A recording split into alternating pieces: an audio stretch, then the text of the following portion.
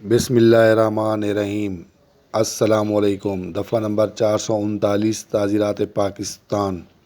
سرقہ وغیرہ کے ارتکاب کی نیت سے جہاز کو بلا ارادہ زمین یا ساحل پر چڑھا دینے کی سزا۔ دفعہ نمبر 439 تعزیرات پاکستان۔ جو کوئی شخص کسی جہاز کو کم گہرے پانی یا ساحل پر قصداً چڑھا دے اس نیت سے کہ اس جہاز پر سرقہ کا ارتکاب کیا جائے یا مال کو تصرف بے جا میں لائے، اس جرم میں ملزم کو 10 سال قید اور جرمانہ کی سزا ہوگی۔